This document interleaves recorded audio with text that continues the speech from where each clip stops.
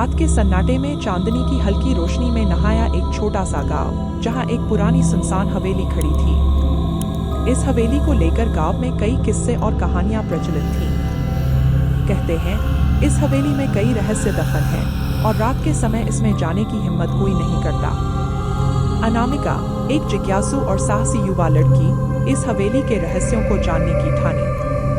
उसके दादा दादी अक्सर हवेली के बारे में बातें करते थे और उन्होंने ही अनामिका को एक पुरानी किताब दी थी जिसमें हवेली के बारे में कुछ संदिग्ध दस्तावेजों का जिक्र था। उन दस्तावेजों को खोजने के लिए अनामिका ने हवेली में जाने का फैसला किया। उस रात अनामिका ने अपने डर को किनारे रखते हुए एक टॉर्च और पुरानी किताब के साथ हवेली की ओर रुख किया। हवेली के पास पहुंचते ही उसे अजीब और डरावनी आवाजें सुनाई देने लगी।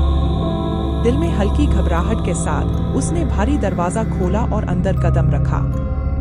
जैसे ही वह अंदर गई, दरवाजे अपने आप बंद हो गए। अनामिका ने पीछे मुड़कर देखा और दरवाजे की बंद होती आवाज से सन्नाटा टूट गया। हवेली के अंदर का दृश्य और भी भयानक था। दीवारों पर खून के धब्बे, टूटी हुई खिड़कियां और धूल से भरे फर्नीचर, सब कुछ एक डरावना माहौल बना रहे थे। हवेली की हर चीज जैसे किसी भयानक घटना की गवाही दे रही थी। अनामिका ने अपने डर को काबू में रखते हुए दस्तावेज की खोज शुरू की। उसने हवेली के हर कमरे को खंगालना शुरू किया। जैसे जैसे वह आगे बढ़ती गई, उसे अचानक दिखने वाली भूतिया छायाएं और आत्माओं की आवाजें सुनाई देने लगी। कभी कभी उसे लगता था कि कोई उसे देख रहा है, पर जब वह मुड़कर देखती तो वहां कोई नहीं होता। अचानक उसे एक बड़े कमरे में एक पुरानी अलमारी दिखी। उसने अलमारी को खोलने की कोशिश की, लेकिन वह जाम थी। अनामिका ने पूरा जोर लगाकर अलमारी का दरवाजा खोला। अंदर एक पुराना संदूक था। उसने संदूक को खोला और उसमें रखे दस्तावेजों को निकालने लगी। जैसे ही उसने दस्तावेज पढ़ने शुरू किए, एक भयानक सच्चाई सामने आई। दस्तावेजों में लिखा था कि इस हवेली में रहने वाला परिवार अनामिका के पूर्वज थे।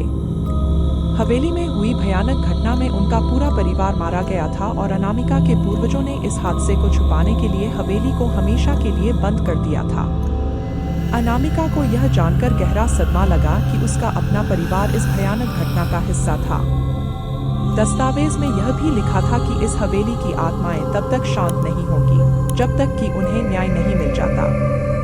अनामिका ने महसूस किया कि उसकी यहाँ आने का कारण सिर्फ दस्तावेज पाना नहीं, बल्कि अपने पूर्वजों की आत्माओं को मुक्ति दिलाना भी था। अचानक हवेली में तेज हवा चलने लगी और एक गूंजती हुई आवाज सुनाई दी, अनामिका, हमारी आत्माओं को शांति दिलाओ। अनामिका ने घबराहट के बावजूद खुद को संभाला और दस्तावेज के अंत में लिखे प्राचीन मंत्रों को पढ़ना शुरू किया। जैसे ही उसने मंत्र पढ़ा, हवेली की सारी आत्माएं प्रकट हुई और एक तेज रोशनी में विलीन हो गई। हवेली का सारा डरावना माहौल शांत हो गया और एक अजीब सी शांति छा गई। अनामिका ने देखा कि हवेली अब एक सामान्य घर की तरह दिखने लगी थी।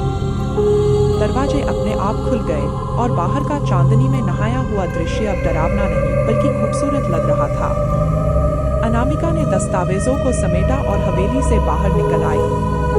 उस रात अनामिका ने अपने परिवार के इतिहास के एक भयानक और रहस्यमय अध्याय को बंद कर दिया था। उसने अपने पूर्वजों की आत्माओं को शांति दिलाई और एक नए सवेरे का स्वागत किया, जहां अतीत के भूत अब कभी वापस नहीं आएंगे। Enjoyed this video? Don't forget to comment, share, and subscribe for more content like this.